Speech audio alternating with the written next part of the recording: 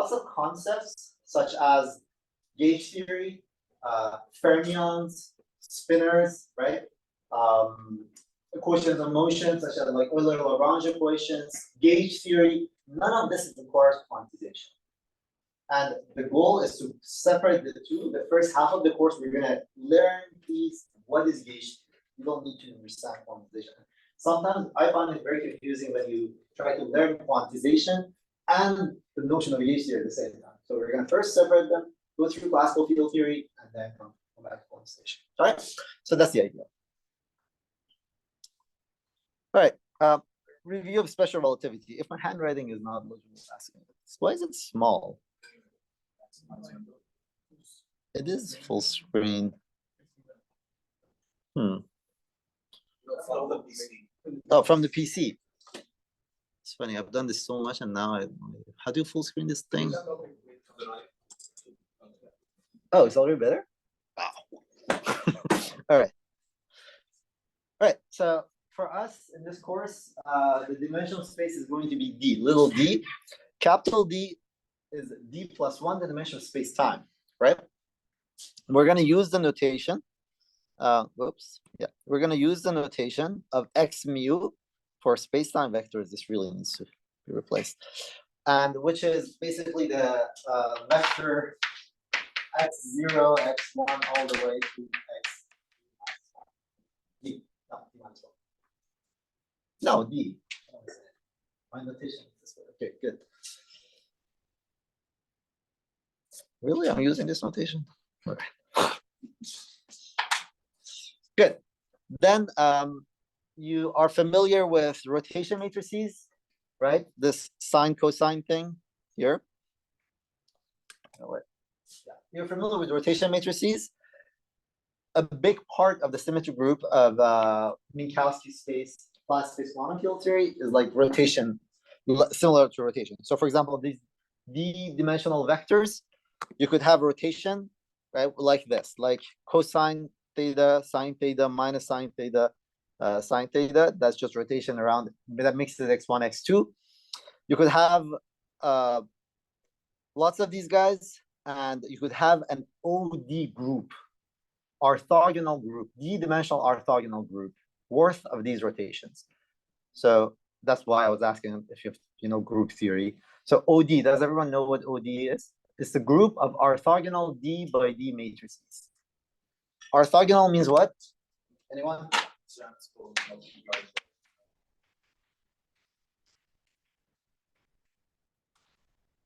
Right? These are for real matrices. Rotation matrices are real. If these were complex matrices, you would have to replace, similar notion exists, you would have to replace transpose with dagger. It's called what? Unitary matrices. Good. Okay. So these are rotation space. We're in this course, we always set speed of light equal to 1. So if you could do a rotation that mixes space and time, you would have to go from cosine and sines to cosh and sinh, right? And those are boosts. These are boost transformations. Hopefully that is familiar, right? So these are boost transformations. How many such generators do you have? 3. Well, I mean, 4 dimensions. in this space, you have what's my notation? D of it. Little d is space dimension. Okay. I have d of these guys, these generators, right? We're gonna be so now put together. When you combine rotations and boosts, you get the group O1, D, right? O1, D. Can anyone define the group O1, D? What is the group?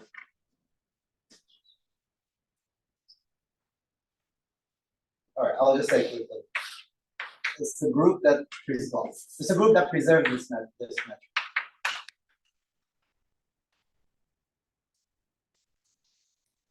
So it has boost and rotations. This has a name. This is the flat space metric, eta mu.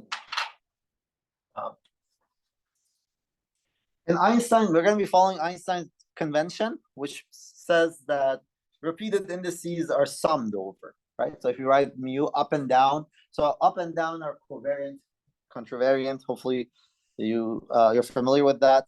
So we're going to be denoting Lorentz transformations, which are basically this OD comma 1 or 1 comma D by lambdas in this course, right? It's a tensor, it's a matrix, lambda mu nu. And this is the convention we're going to be using, right? You could lower and raise indices using eta mu nu. This is the Lorentz group in D plus 1 dimensions, D comma 1, or D comma 1. Any questions? I'm just reviewing, yeah. What do you mean group that preserves this matrix? You said group that preserves this matrix. What do you mean by that?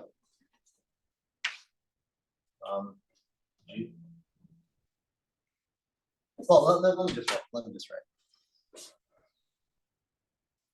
Do I write it? Yeah, here. Lambda transpose, because these are real matrices. Eta lambda is equal to. What are orthogonal matrices? It's O transpose dot ones, right? The metric that's like plus one all the way. Dot O. So to go from OD to OD plus comma 1, the only thing that we did was we flipped the sign, the signature of the metric, right? Hence the comma. Is that good? But in terms of indices, if you want to write it, these Lorentz transformations are like this in terms of indices. Good. So they are transformations that preserve the metric. This is called the metric. Do you know the name of the in geometry? What do we call that? The transformation that preserves the metric. It's a geometry term. Isometry. Isometry is a transformation that preserves the metric space. It's a symmetry. All right. I said all of this. Any questions so far?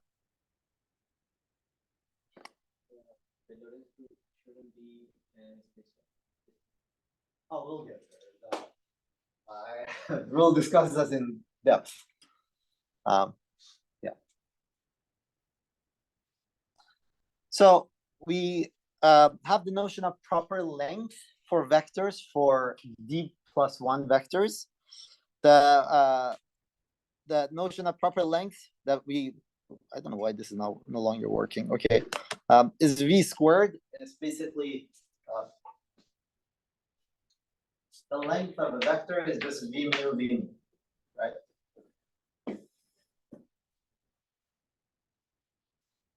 With a minus, how do I want to define this? So this is V mu V nu eta mu nu equal to V mu V nu eta mu nu, right?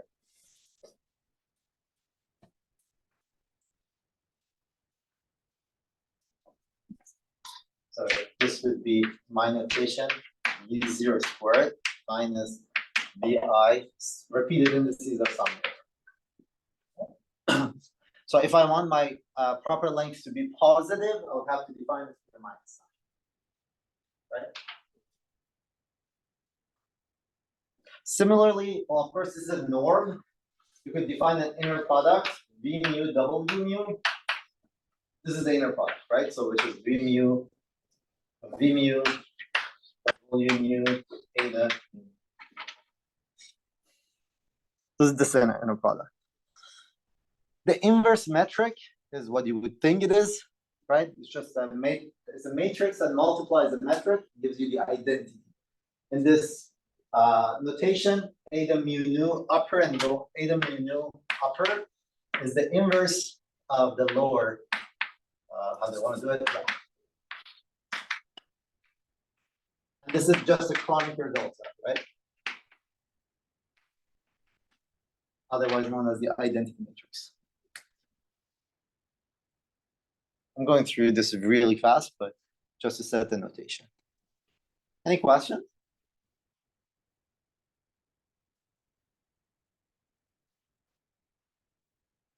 So the Lorentz group is just a simple generalization of rotations to a space-time where the metric has the signature of minus or +1, -5.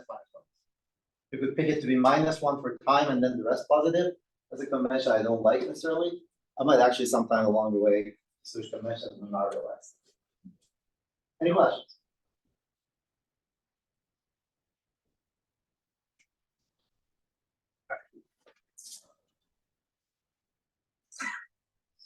So based on what we said that the Lorentz group is O1, D or OD, 1. I don't necessarily distinguish between the two. And it's just a generalization of the rotation group. We, of course, have the notion of partial derivative, covariant one, right? Del mu, we usually write it as just del mu, which is del x mu, right? It has a time component and a spatial component. So del mu, what is it as an object? It's a vector. Is that language familiar? Del mu is a vector. All right, maybe that's too much differential geometry. All right. As a partial derivative. Now, we define the Lambertian, which is the generalization of the Laplace operator to space-time with signature, the space-time, right? So the Lambertian is just del squared del t squared minus eta mu, or if you wish, it's just a covariant thing, right? If you want it to be a positive operator, you need to multiply it by minus sign, right? In my convention. All right. So far, what we did was we just said that orthogonal group of rotations are a set of real matrices that preserve the identity matrix, otherwise known as the metric of flat Riemannian space, right? Just flat space, no time. If you just generalize that to space-time, the metric will change signature. It's still just ones on the diagonal, but there's -1. There's a relative minus sign between space and time to just remind you space and time are different. And the generalization of notion of rotation basically becomes the Lorentz group. The rotation part is still there. The OD that had to do with space is still there. Because you have the time, there will be rotation that makes time and space, otherwise known as boost. We saw that, like in regular rotation is cosine sines. Here it becomes cosh and sinh. Is it possible to generalize boost to rotations as such? Like, I understand the physics, but I am saying that from the well, the only thing that's changed is just the signature. Yes. So if you just change the signature once again, it will come back, right? So yeah. There is another group that's a very similar flavor. Somebody said that they study critical phenomena or like phase transition. Yeah, you were talking about. So we'll talk a lot about this symmetry group. It's a very important symmetry group in physics. In part 2 of the course, like QFT2, we'll talk a lot about it. It's conformal. Conformal is a very trivial generalization of this. It's the set of transformation that preserve the matrix, which is has 2 negative signs, or like so it's 2 positive signs. Say 1. Oops. It's like this: 1, 1, and then the rest -1. So it's as if it's 2 time direction, but it's just a formal way of saying it. The group that we'll be talking about preserves this structure. So what is the name of that group? O2, D. Or OD, 2. I apologize. I sometimes say 2, D or D, 2. It doesn't really matter. They're the same thing. But that's the conformal. It plays a very important part in the study of phase transitions and quantum field theory. All right, questions? Every time we say Lorentz group, we're talking about the isometries of flat space-time, right? Isometry means a set of transformations that preserve the metric, and that is, I erased it. That's what we mean, right? Lambda mu, the set of these lambda preserve the metric.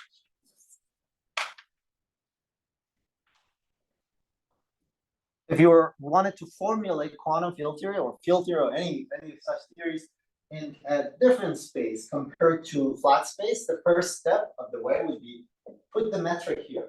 It's the notion of the length.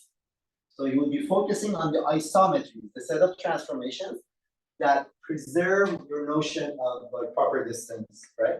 And then you classify them. That would be the starting point of your story. Good. All right, I have to speed up. I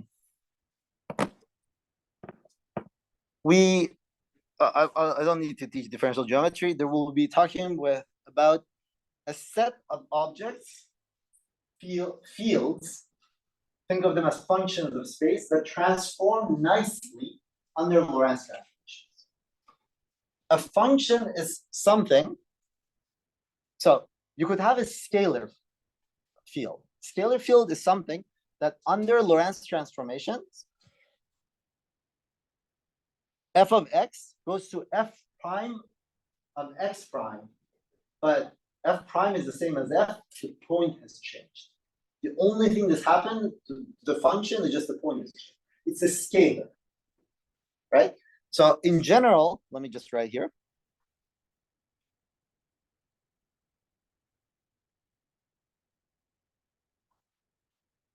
We'll discuss this in detail when we talk about representation theory of Lorentz group to talk about fields. But in general, when you have a function, right, of x, of course, when you do a transformation, x going to x prime lambda x, right?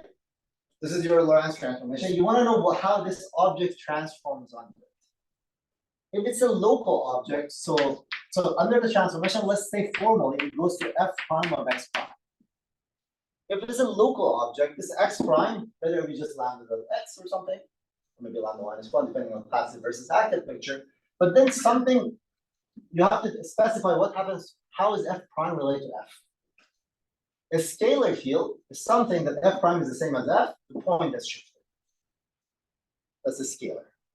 We'll come back to this. But because I'll be saying scalar field theory a lot before we get to the representation theory, I just want to make sure that's a clear thing. This is as opposed to a vector field, right? Well, not as opposed to. A different object would be a vector field. So V mu of x is a vector field. It's a vector that lives in every point in space. It's a vector field. So under transformation, Lorentz transformation, it goes to V prime of mu of x prime. Of course, x prime is going to be related to this lambda of x, but now V prime is actually lambda mu nu V mu. So the vector field transforms as a vector, right? The same way that, so what is this? If I have a point, if I have a scalar, let's focus on rotation. Rotation is very intuition concept. Something is rotating.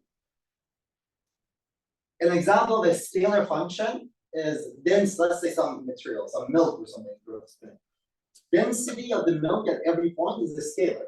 Because under the rotation, the density still remains a density, it's just a function, but the point changes. Now, a vector field, imagine you had a vector, some vector of some sort, something sticking out there, right? As you rotate it, the point changes, but also the direction, where the direction that the vector is pointing is changing. These multiplications represent that. Of course, this is a space-time generalization, right? Good. More generally, the idea of a field, the field transforms as a representation of your symmetry group, right? It just means that your field, what do you call it? Well, psi of x. Psi can have all sorts of indices, right? For now, to just abstractly define it, I don't need to talk about that. Under the transformation, x goes to x goes to x prime. You know x prime what it is, just lambda x. But now there could be a matrix sitting outside, or a tensor sitting outside with all sorts of indices that contract this. When a field transforms in this particular way, we say it transforms in a representation of the Lorentz group. If the action of the Lorentz group is just some tensor multiplying, it's called a representation. right? You might have heard, in field theory, people talk about scalar field theory, gauge theories or vector degrees of freedom, all of that. This is really the story, right? So based on what I told you, if somebody comes to you and says, I have I have some sort of a field that transforms in such and such representation of the Lorentz group. If you understood the representation of the Lorentz group that as we're going to go through, it should mean something very clear. When I describe to you a new particle that I discovered in nature, a piece of data that I have to give you to describe its field theory is what representation does it transform? Which representation of Lorentz group does it sit in? Yeah. So here the old thing is defined in terms of the old coordinates, the unprimed coordinates. Yeah, the field is a field, right? Psi of x goes to psi prime of x prime. Psi prime, so x goes to x prime for sure, because it's a local thing. But now psi prime is basically the old psi acted on by some tensor.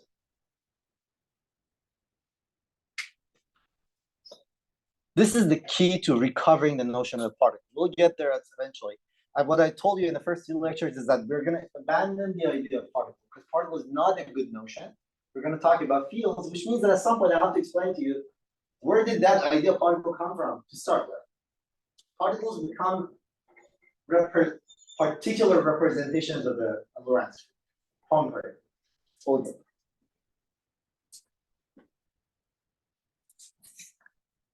Good. Any questions? Order means what? The number of indices. Yeah. Basically, in the language of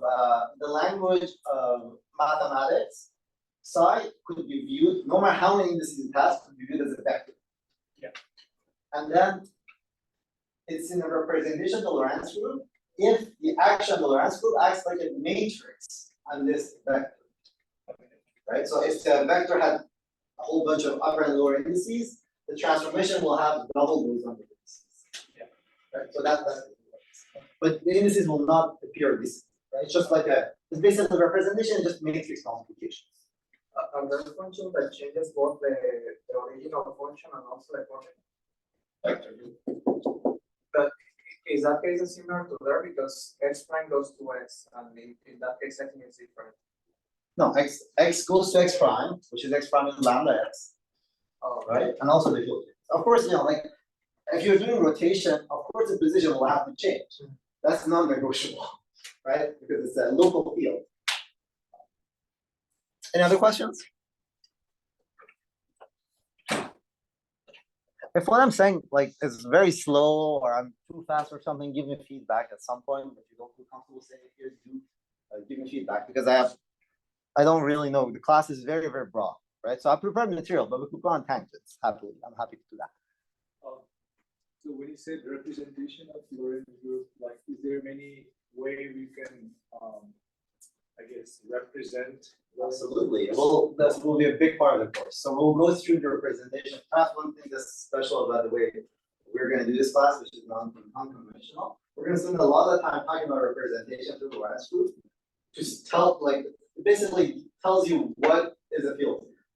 Like if I want to say I just discovered a particle in nature, so I have to describe to you a representation of the Lorentz group. When I tell you the mass of the particle is this, and the spin of it is that, I'm literally telling you what the Poincare representation is. Mass and spin are the labels for representations. Any other questions? All right, I'm still reviewing relativity. So rotation invariance. Why do we care about these isometries? Because they become symmetries, right? So in anticipation for part 2 of the course, or the second principle, symmetries give us conserved charges. They play a crucial role in our physics, right? So recall I said from the beginning, the principles of quantum field theory are locality, symmetry. What was the third one I said? Oh, wow. Huh? says positivity. Positivity of energy. Thank you. Yeah, because last time I taught this course, I called it, I said separation of scales. That's another principle, but I don't want to. Locality sort of implies that there's a little bit of a, every time you, yeah, okay, good. So rotation invariance, a fundamental rotation invariance in like flat space is the statement that laws of nature should be independent of your rotation. If I write F equal ma about the physics of this room, and somebody takes this room and rotates it, it will still be F equal ma. The laws of physics will not change. The vectors or like fields that describe things could have carry indices, right? But they should transform covariantly. Meaning that there's, like whatever law you write down, if you rotate it, it's the same law, right? That's why actually you write everything in terms of representation, so that it's easy to write down the equations. This is rotation invariance. Lorentz invariance is a generalization of that. It's just a symmetry of nature. So laws of quantum field theory, laws of nature should be invariant under OD, 1. Good. We'll talk in detail about length about the consequence of that. Turns out that the symmetries of flat space is not just Lorentz group. It's Lorentz group, which is rotations and boost, and also translations in space and time. So what is translation in space and time as a group? RD, 1. R is real, group of real numbers, right? So the Poincare group is comprised of Lorentz group O1, 1, D, enlarged with R1. Term for that is semi-direct sum or whatever. But yeah. We usually write it if you just open Mathematica, Wikipedia. How do they write it? I think they write it. Mathematicians write it like this.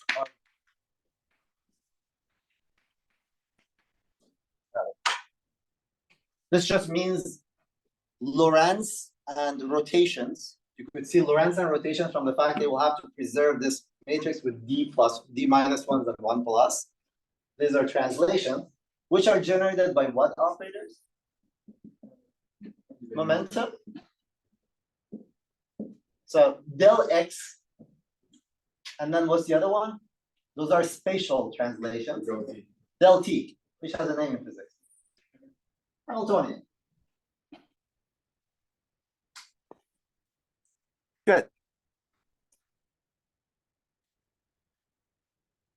So, any questions? So this was my review of the specialty. So what's the symbol between what? This? Yeah. Oh, it's a semi-direct, yeah, let's just forget about it. It just means that take this group, add to it these generators. Meaning that you used to, so then now you have to, yeah, you used to only allow multiplication of matrices of this guy. Now you allow formal action of this as well. You used to talk about rotations, now you're talking about moving and rotating. Or first rotating and moving, or the combination of them, right? Like move, rotate, move in this direction, rotate. So it's that group. So like the objects in the group can be acted on by all of these. Exactly, precisely. Now this has a mathematical definition, semi-direct, but let's not worry about that. We're not doing like a hardcore course on representation. So what are the generators of this Poincare group now? What are the generators of the Poincare group? Name them. So just name, same words. Rotations and boost. Angular momentum is a charge corresponding to rotations. Rotations and boost. Actually, let's name the charges as well, right? Rotations, what are the corresponding, okay, no, forget about that. I haven't taught charges yet. So rotations, boost, and then the other ones are translation in space and time. So all of them together. Yeah, it's that group. It's called the Poincare group. So hopefully it's clear. Lorentz group, Poincare group. There's some connection with the inner city. We'll talk about that. So everything we're talking about for now, I'm just setting the stage. Yeah. Well, this will be a huge part of the course. All right. Any last questions about this, like, crashed review of special relativity? Before I want to start talking about locality. I'm running really behind. Wait, the class started at what? 1:30? Okay. All right. So, principle of locality. We're gonna start with quantum mechanics, right? So I want to explain to you guys what is meant by locality. It's a very, very deep principle. There are many layers of understanding of it. But today, at the level of classical field theory, it's easy to explain, and I'm going to try attempt that. Okay? So, consider single particle mechanics, right? Consider just single. I don't know, my pen doesn't work. Single particle mechanics.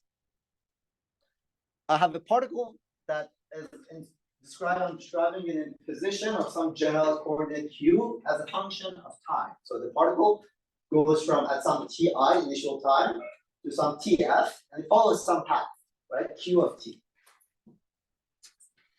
One way to formula classical mechanics of this is talking about actions, right? Action is a function from path to real numbers, right? That's what an action is. It's always a real value function. Action is a local function. Meaning what? It means that it's an integral over a Lagrangian.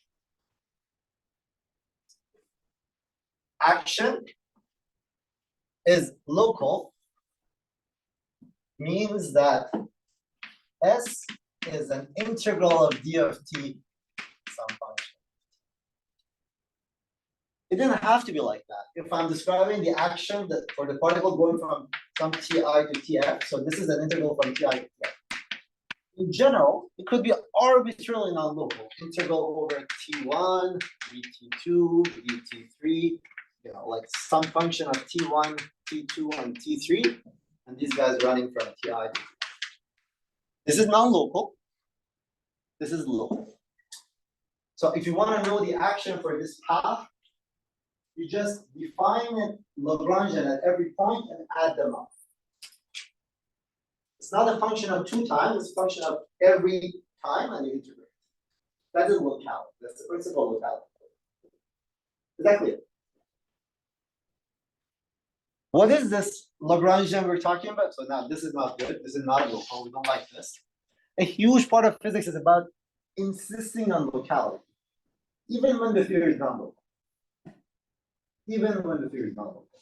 We'll see that. Gauge theories are precise to that. You have a theory that's non-local, but we insist on locality, and then it comes at a cost. All right? So it's an integral of something. That something is called Lagrangian. What is it a function of? It's a function of QI's. Let's say here I'm just drawing one Q, right? And then Q dot of I, right? Time derivative of it, and it could potentially depend on time explicitly as well, right? So that is a Lagrangian, and that's what an action is. And locality is the fact that this guy is defined at every moment in time, and you integrate it. Just 1 second. In principle, locality allows you to add a special term at the beginning and at the end. They're called boundary terms. You would just add a function because it's at the point at the beginning and the end. If it's in a higher dimensional space, it will still have to be local here because this is a higher dimensional. Right? So they're called boundaries. Yes. Locality in space, right? Locality in space, actually, as I'm talking about it, locality in space time. Right? Because I actually said this at every time, I'm integrating as a function of time. Actually, here, I'm talking about locality in time. I apologize. Here, locality in time. Quantum mechanics has only locality. Good?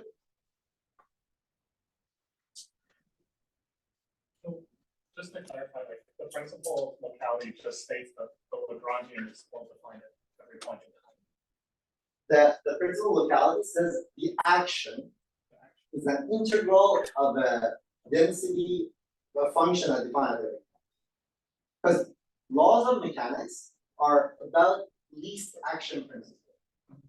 Laws of mechanics don't tell you the action comes from an integral over time of a function that's defined at every time. Right? In principle, you could construct a non-local theory with an action of this form. That checks every aspect of like principles of classical physics.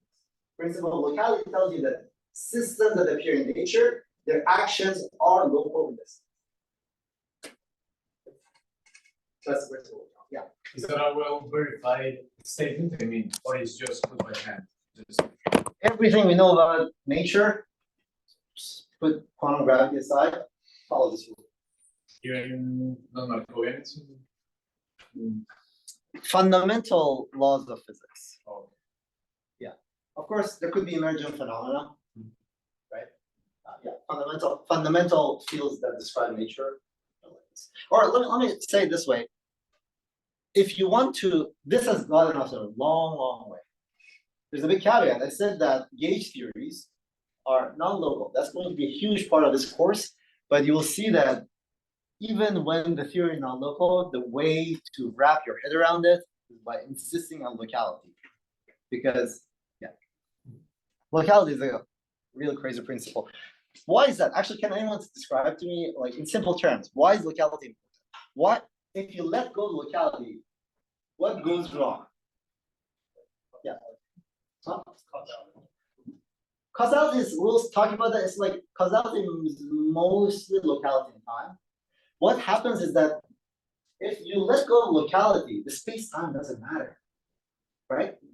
The space-time, you encode the space-time in fields. You say phi at the point x, because everything transforms nicely and everything is local, right? If everything was no local, there was no sense for me like one consequence of locality, you'll see that it will tell you that if you have an object here, it attracts things that are closer to it stronger, or repels it stronger, than things that are in the Andromeda galaxy, right? But if physics was highly non-local, if the action principle that described the objects here in Andromeda galaxy didn't care about their position in space, I might as well just abandon space time. Just talking about some abstract stuff, right? Yeah. And so how does Bell inequalities? Say it again. How does Bell inequalities? Ooh, yeah. Let's not talk quantum yet. Those are, in short, there are non-local correlations in nature, but that's quantum correlations, blah, blah, blah. Yeah. So, yeah. It sounds like I'm preaching. There is some preaching to it. You have to, like, there's this thing that, sorry for going on tangents, but there is a famous saying by John Wheeler that he said that theoretical physics is done these days as what he called the radical conservatism, which is you come up with a bunch of principles and you stick to it religiously until you're forced to abandon it. So this has gotten us a long, long way. If you don't like it, you should either find a system where this fails or replace it with something better, right? Quantum gravity is where we have to abandon a lot of this stuff. But anyway, okay, so enough for tangents. What is classical mechanics? Classical mechanics says that, it's a reformulation of classical mechanics, that the path that the particle takes going from Ti to Tf is the path that minimizes the action. Now that we define the action, right? Fix the endpoints of the path. Fix the two endpoints. Now there are all sorts of paths they could take, and the one that the particle follows is the one that minimizes the action. So delta S is equal to 0. How do you formulate this mathematically? Imagine this is Q of T, this is another one, Q prime of T, right? That at every moment in time, you define some delta Q of T. Good?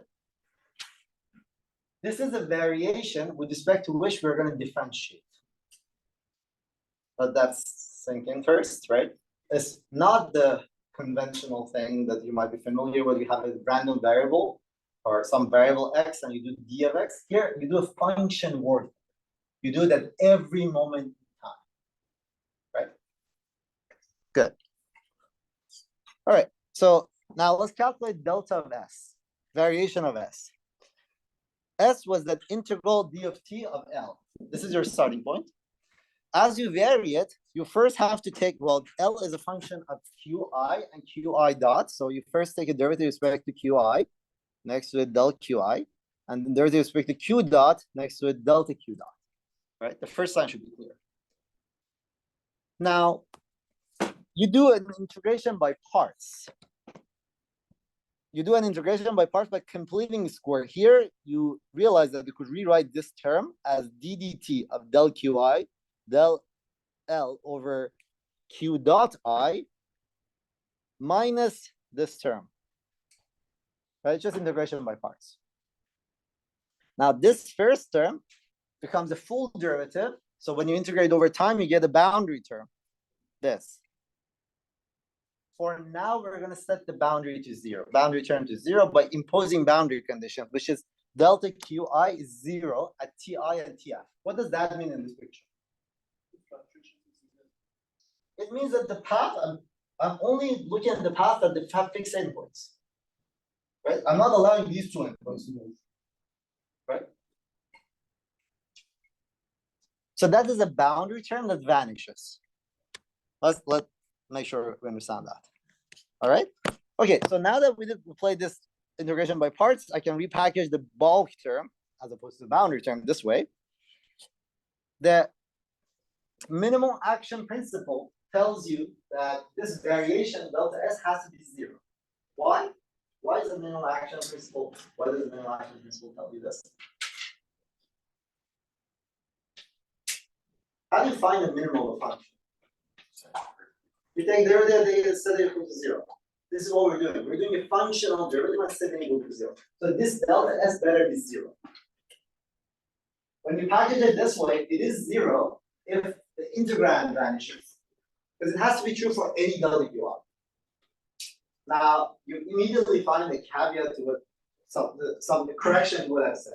I've been talking about least action principle. That's not what's going on.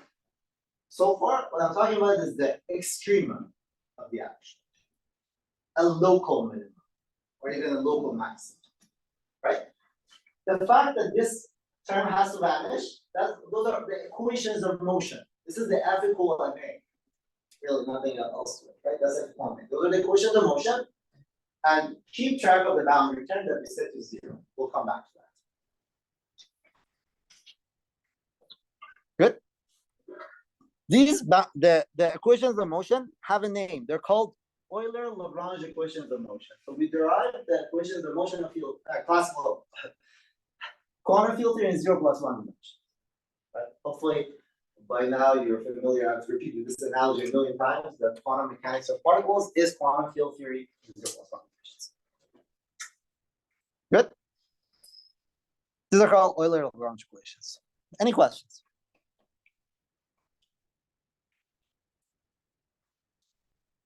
So here, in anticipation for a discussion of symmetry in the course later, I want to also comment on some aspects of symmetry because it's such a simple example. I can have it all right next to each other and you guys recognize it.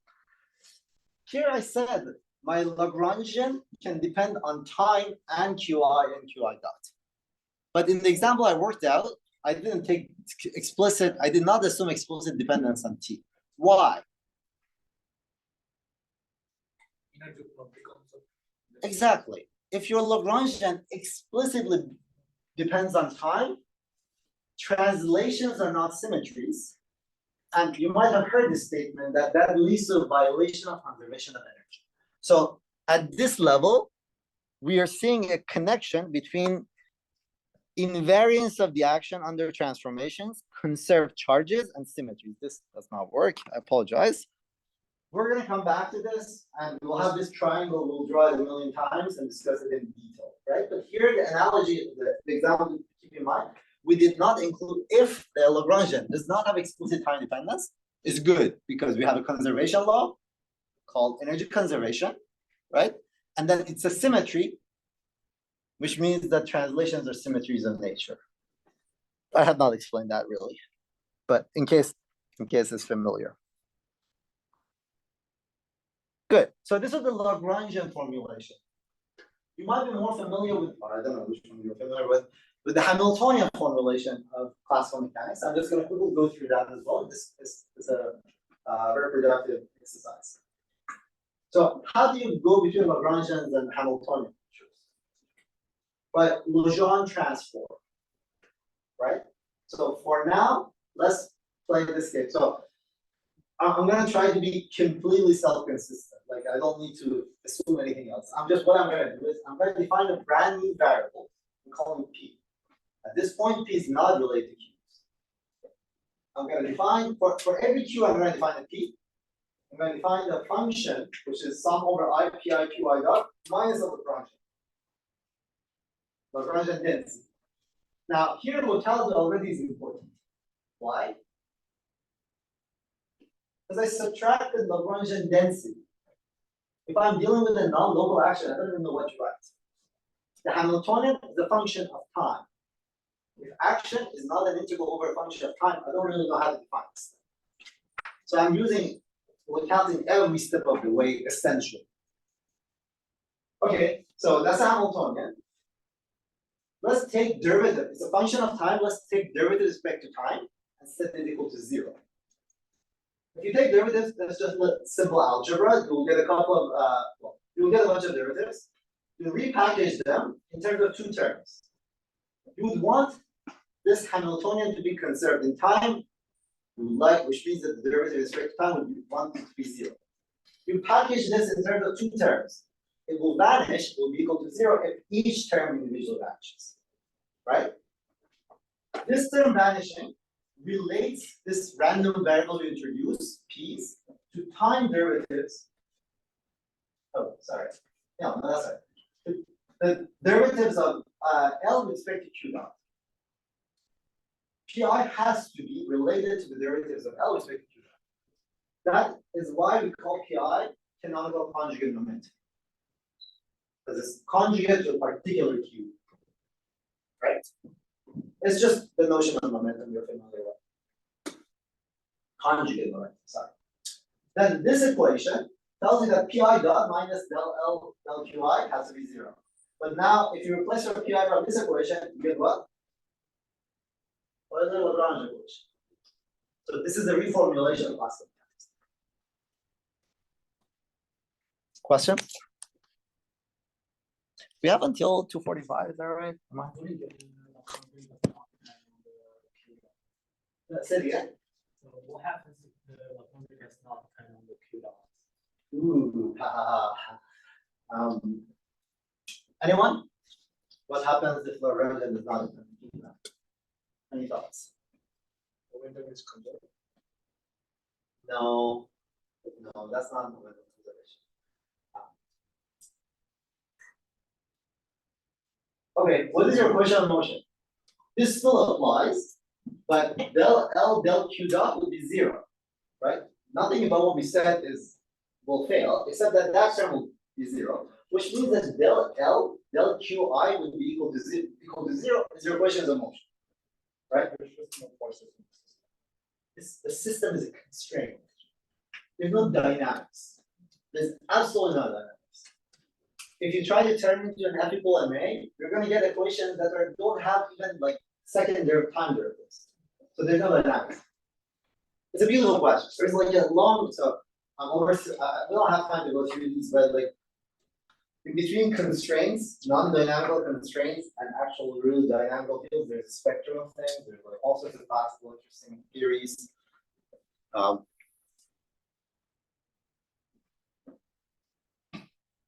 I can take advantage of your comment and say, oh, all right. Any questions? In field theory, you'll see that for the most part, we'll be using the Lagrangian formulation, except for when we do canonical quantization. You just, like free theories, it's a lot easier and well, it's not a lot easier. You could also do the Hamiltonian picture, but when the theories interact in the Hamiltonian picture is a mess. Good. All right. So what did we conclude? We concluded that the fact that we wanted this Hamiltonian to be conserved, this is all classical, okay, gives you two relations. One of them is the equation of the motion, the other one is the canonical conjugate. By the way, these two, if you forget about this, these two have a name. What are they called? Hamilton's equations. Hamilton-Jacobi equations of reformulation of classical mechanics. Thank you. So, whoa, what did I write here?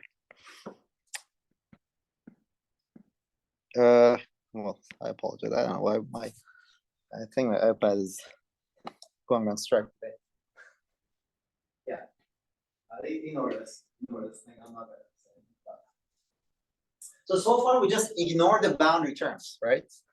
If I want to erase it, this I'll erase it. So before ignore the boundary terms. What did the structure of the boundary term look like? The boundary term looked like sum over I del L del Q dot I delta Q. This is what we set to 0 by forcing Qi to be 0 at initial time and final time. Just for your interest, if you have seen such a thing, this thing is called the symplectic one form, and it plays a very, very important role in formulation of classical mechanics on the phase space. So it's if you ever take advanced, I don't know when we teach this here, but if you take advanced classical mechanics, this is the hero of the game. Plays a very, very crucial role. Symplectic one form. How many of you know what the one form is? To just be short to short. This is vector change. No. Vector is a 1-0 tensor. One form is a 0-1. Yeah. Okay, so we don't need it. It's all right. I'll from time to time I'll just make comments about forms. If you don't know what it is, ignore it. It's just for your knowledge. For those of you guys who know, it will. All right. I'm gonna pause here for a second. Any questions? What we're gonna do in the remainder of today's lecture, which is about 15 minutes, is I'm gonna repeat this in field theory in D+1 dimension. Right? Instead of 0+1, I'm just gonna repeat it in D+1. That's all I'm gonna do. But you'll learn that things get this kind of derivative becomes functional derivatives, and it's a lot more complicated. So probably will run out of time today, but the next lecture we're going to work out all sorts of functional differentiation. We'll construct basically calculus for functions, when you take derivatives or integrate things when your variables are functions. You'll have to get used to that. That's all field theory, right? It's just everything you're taking derivatives with functions. Good? All right. So classical fields. We said that going from quantum mechanics to classical field theory, what you do is you replace QITs as your degrees of freedom in 0+1 dimensions by phi A of T and X. A is a label that labels the field. It could be a Lorentz index, for instance. It could be a representation theory index, like V of, could be mu, or it could be somebody calling an internal symmetry. It could be some abstract label inside your head, right? It doesn't have to transform under Lorentz group or anything. All right. So the first step, locality tells you that you still need to, you want to still stick to the action principle, right? But now, previously you were in 0+1 dimensions. Your locality told you that your action is an integral over T of a Lagrangian. Here, you're in D+1 dimensions. Your locality tells you that your action is an integral over D+1 of a Lagrangian density. It should be obvious at this point why quantum field theory or field theory is so much more powerful than quantum mechanics. Because in higher dimensions, it's a lot more restricted. Right? Not only it has to be local in time, but it has to be local in space. That is incredibly restricted. Locality is extremely powerful in quantum field theory, Whereas if you study quantum mechanics, nobody probably told you about locality because, you know, they just didn't know. Right. All right. Locality here means what? Here means that your action could have been non-local in space. It could have been a double integral over space or space-time, but it's not. Good. So what is your action? Your action is a map from functions, fields, to real numbers. Good. Before we had this from a path to, right, like a path. Here is from a function, field, to numbers, and it's a local map. So principal locality tells you that there's a Lagrangian density. Previously, Lagrangian density was a function of q and q dot.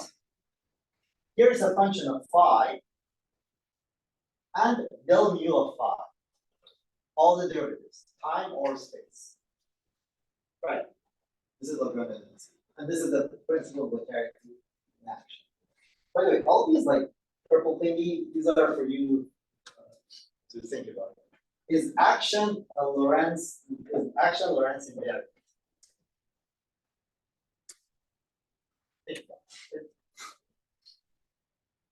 How would action evolve? It's a scalar, right? Yeah, yeah. Okay, so a bunch of more questions. What is the dimension of action? Dimensional, like dimension count. Dimensional H bar, beautiful answer. Another, what's the dimension of H bar? Joules and seconds. Okay, that I never know off the top of my head. Angular momentum. That's how I cheat. That's what I cheat. Yeah, yes. But energy is time or position momentum or Yeah, it's just basically angular momentum, right? Yeah, exactly. Exactly. I never knew actually how to convert it. But like my cheat is exactly H bar angular momentum. All right. What's the dimensionality of the Lagrangian density? Think about it. What is the dimensionality of the field? All of these now you know. The most important one I want to tell you is the dimensionality of the field. Locality associates a canonical dimension to your field. Right? Let that sink in. Is that clear? Let me explain. For 0 plus 1 dimensional field theory, aka classical particle physics, particle mechanics, what would be the simplest choice of Lagrangian you would write for a free particle beam?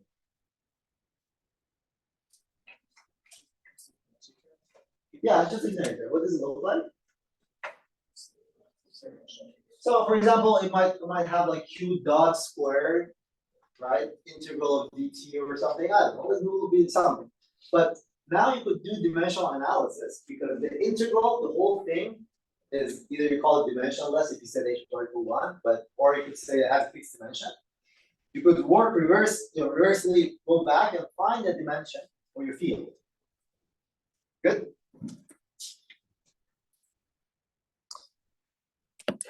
All right. Action is a real functional. Functional means that it's a generalization of function where the argument is itself a function. So it takes as an input a smooth function of space-time, spits out a real number. It's a real function, right? You could already see that here space and time are sort of like a dummy variable, right? Okay, but locality tells you that everything it's very essential that your action is an integral over Lagrangian. So good. Why is it real? Why is the action real? Could it be complex? Yeah. well, if it didn't have to be real, then it would be a lot harder that concept of least action. Compared to the other That's a very valid point indeed. Let's leave it at that. Actually, yeah, that's a good enough. That was not my way of saying it, but yeah, that's beautiful. Yeah, that's good. All right, so yeah, but in general, let's think about complex functions. These are complex functions on the manifold. It would be maps from the manifold to complex numbers. That would be a complex field, right? Action is a map from functions of space, complex or real, to numbers. It's a functional, right? All right. Good.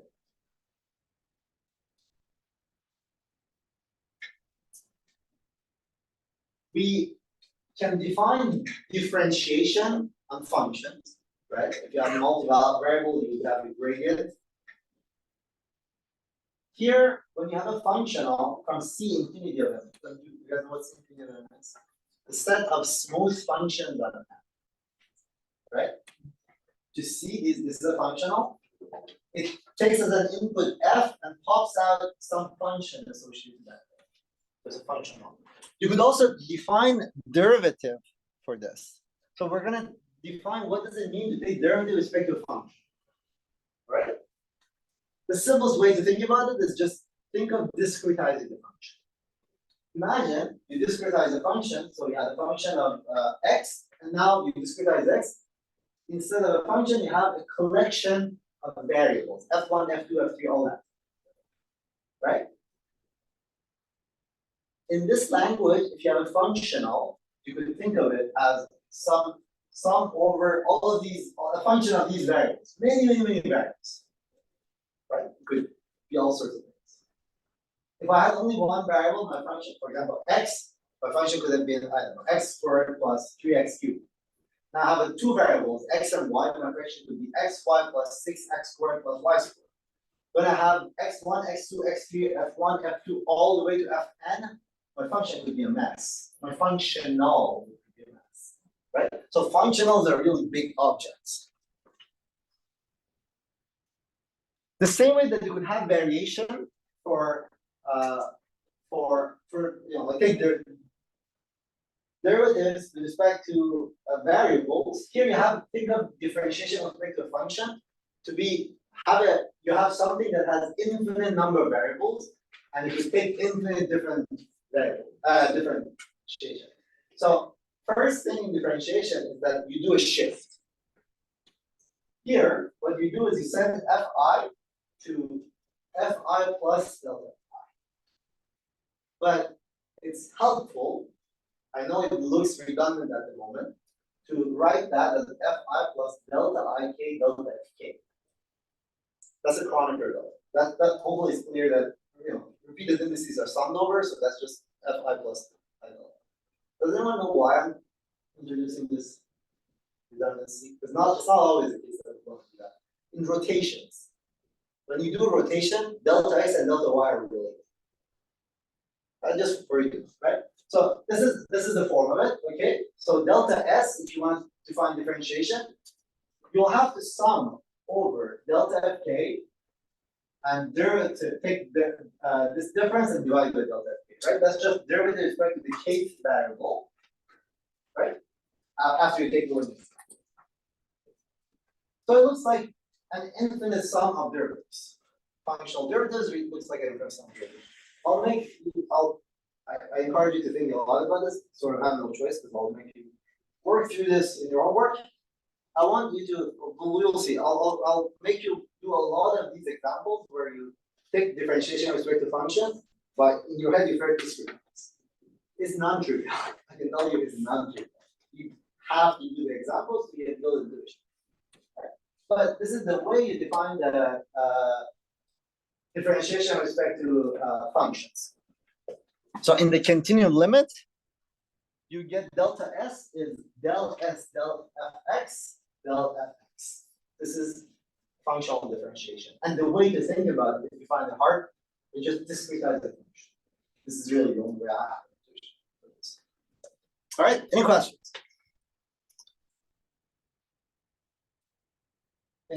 I did not. Actually, in the interest of, I will not push this further because I'm not going to be able to make it to the end of my lecture. Instead, I want you guys to ask questions. Are there any questions? I'm going to summarize. So in part one of the course, which was like not part one, chapter one of the course, we went through 3 lectures where we talked about field theories, where the field theories come from. They appear in like low energy of like multi-particle systems. We talked about how relativity forces you, relativity plus quantum mechanics forces you. We talked about fields, right? We gave an example of a field theory, the simplest field theory we knew, which was the theory of phonons, quantum sound, and we talked about emergent particle. Particle is is an old-fashioned idea. It's gonna go, so we're gonna abandon it. We're gonna talk about fields. And if you ever want to insist on particles, think of it as 0 plus 1 dimensional field. Field theory is more general, right? So today we close that chapter. We start a new part, which is I repeated that there are principles of quantum field theory. One of them is going to be locality. We're starting with locality, and we insist we at least in the we did say it. We define what we mean by locality in classical field. Right? Is it good? So it was in the language of the action principle.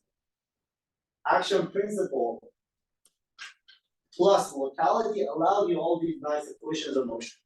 The Hamiltonian Lagrangian formulation, the equivalence, and all of that. It's all relying on locality. We derive the equations of motion, the Euler-Lagrange equations, in the case of 0 plus 1. We're going to do that next time for a higher dimensional case, quantum field theory. It will not blow your mind. It's just what you would guess. Basically the same analysis, but done for functional derivatives. Right? And then we define quickly functional derivatives. Any questions? Oh, we also talked about special.